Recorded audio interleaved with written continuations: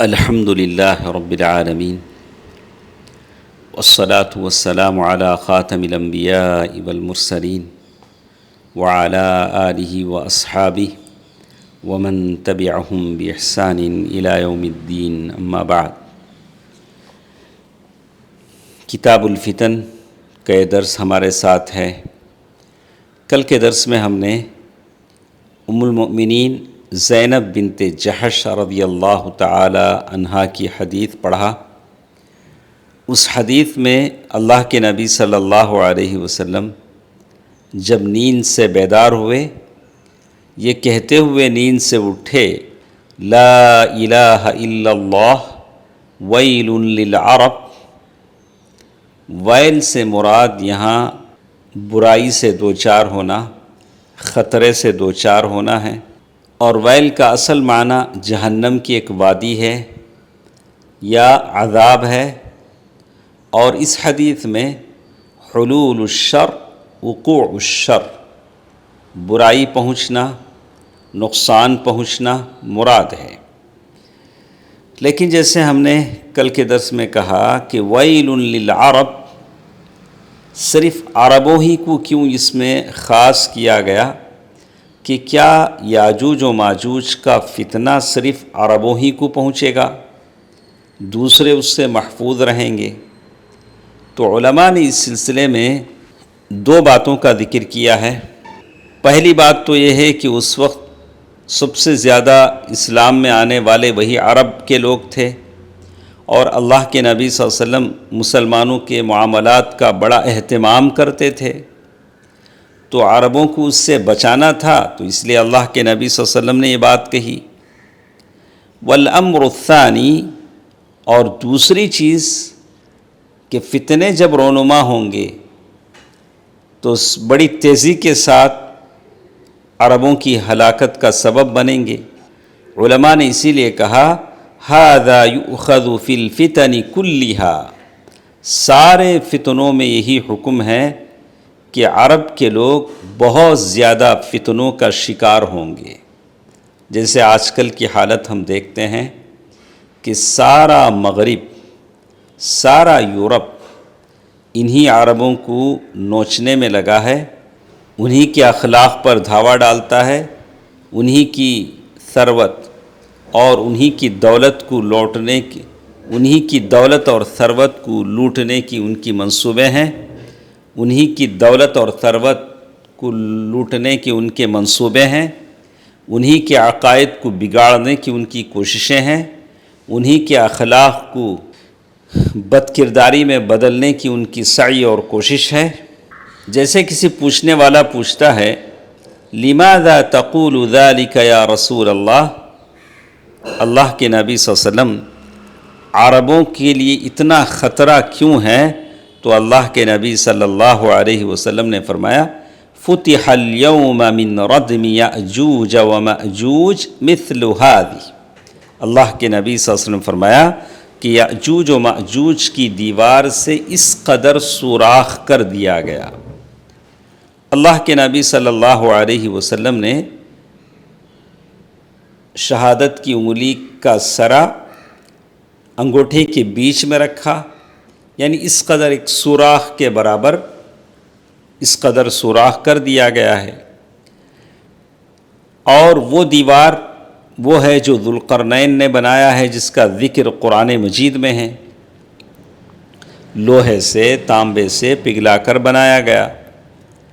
اور یأجوج اور مأجوج یہ من البشر، آدم اور حوا علیہ السلام سے پیدا کیے گئے ہیں، جیسے انسان پیدا ہوئے ہیں۔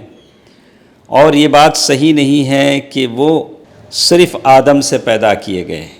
اور یہ لوگ کیسے ہوتے ہیں، ان کی شکلیں، ان کا قد کیسے ہوتا ہے، تو بہت ساری باتیں ان کے چھوٹے قد کو لے کر کہی گئی ہیں، لیکن بات اتنی ہے، لیکن وہ ساری باتیں صحیح نہیں ہیں، ان کا کوئی ثبوت نہیں ہے۔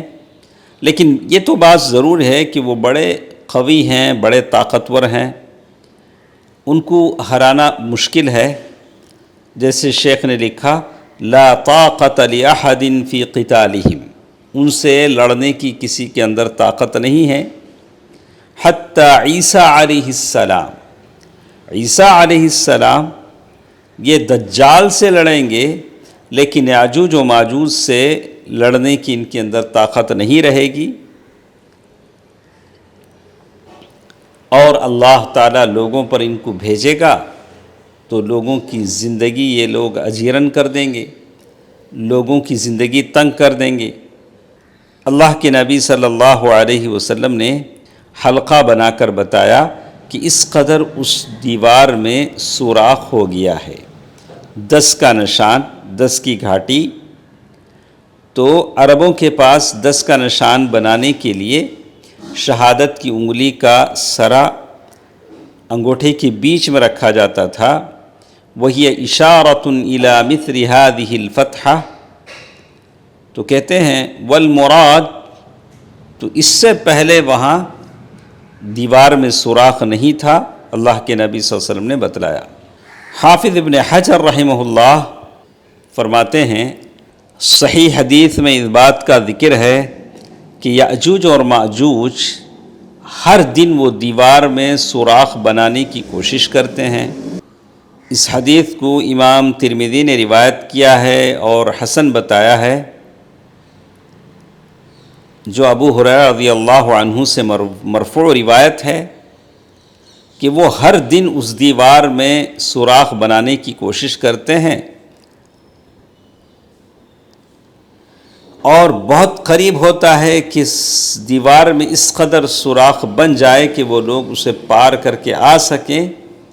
تو ان کا جو سردار ہوتا ہے وہ کہتا ہے کہ چلو اب بس کرو، کل دیکھتے ہیں۔ اور کل جب وہ لوگ واپس آتے ہیں فَيُعِيدُ اللَّهُ كَأَشَدِّ مَا كَانَ، تو دیوار بالکل ویسے ہی سخت ہو جاتی ہے جو اس سے پہلے نہیں تھی، یعنی بالکل جتنا انہوں نے کھودا تھا، اس میں سوراخ بنایا تھا، وہ سارا پھر دیوار صحیح سالم ہو جاتی ہے۔ لیکن جس دن اللہ تعالیٰ کو اس دیوار میں سوراخ بنانا منظور ہوگا، اللہ تعالیٰ ان لوگوں کو چاہیں گے کہ وہ لوگ لوگوں کی طرف نکلیں، تو وہ جو ان کا سردار ہوگا کہے گا آج لوٹ جاؤ، انشاءاللہ کل ہم لوگ یہ کام کر لیں گے، وہ انشاءاللہ کہے گا۔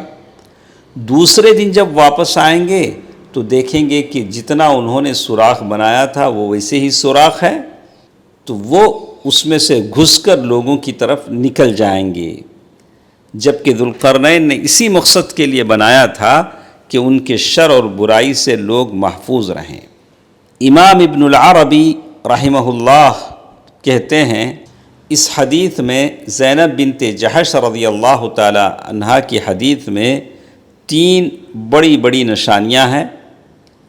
پہلی یہ کہ اللہ تبارک و تعالی نے ان لوگوں کو روک رکھا ہے، یاجوج و ماجوج کو، دن رات وہ سوراخ بناتے ہیں لیکن سوراخ بنایا نہیں جاتا، دوسرے دن پھر دیوار صحیح سالم ہو جاتی ہے۔ میرے بھائیوں، آپ غور کر سکتے ہیں، بس تھوڑی دیوار باقی رہ جاتی ہے اور وہ ان کا سردار کہتا ہے کہ چلو واپس چلو، کل دیکھتے ہیں، اور کل جب آئیں گے تو بالکل دیوار صحیح سالم ویسے رہے گی۔ اور اس سے روکا ان کو کس نے؟ اللہ تعالیٰ نے۔ اللہ تعالیٰ چاہتے تھے کہ ایک مدت کے بعد ہی ان کو لوگوں کی طرف نکلنے کا موقع دیا جائے۔ دوسری بات، منعہم ان یحاولوا الرقى علی السد، اللہ تعالیٰ نے ان کی عقلوں کو بھی روک رکھا ہے کہ وہ کم از کم اتنا بھی نہ سوچیں کہ چلو سیڑھی ڈال کے چڑھ کے دیوار پار کر لیتے ہیں۔ اللہ تعالیٰ ہے جو چیزوں کا الہام کرتا ہے، اللہ تعالیٰ ان کی دل میں وہ بات نہیں ڈالے گا۔ تیسری چیز، انہ صدہم ان یقولوا، اللہ تعالیٰ نے اس بات سے بھی ان کو روک دیا کہ ان کا سردار پہلے ہی دن انشاءاللہ کہے، لیکن جب اللہ تعالیٰ کا وقت مقرر آ جاتا ہے تو سردار بھی انشاءاللہ کہتا ہے۔ حافظ ابن حجر رحمہ اللہ کہتے ہیں ان فیہم اہل صنعہ، ان لوگوں میں بہت کاریگر لوگ بھی تھے۔ یعنی ان لوگوں میں یاجوج و ماجوج میں دو ٹائپ کے لوگ تھے، کچھ کاریگر قسم کے جو کام کرتے تھے، ورکرز تھے، اور کچھ لوگ تھے جو ان کو لیڈ کرتے تھے، جو ان کو ہدایات دیتے تھے۔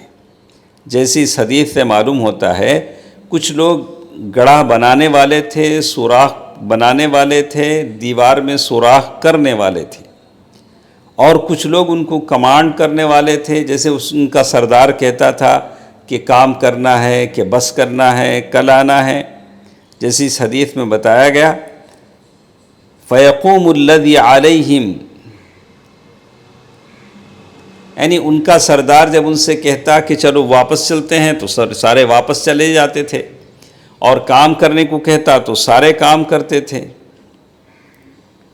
اور اسی طرح یہ بھی بات معلوم ہوتی ہے وَأَنَّ فِيهِمْ مَنْ يَعْرِفُ اللَّهِ، یاجوج و ماجوج میں کچھ ایسے بھی لوگ تھے جو اللہ تعالیٰ کو پہچانتے تھے، اللہ تعالیٰ پر ان کا ایمان تھا، اللہ کو جانتے تھے، اسی لیے تو انہوں نے انشاءاللہ کہا۔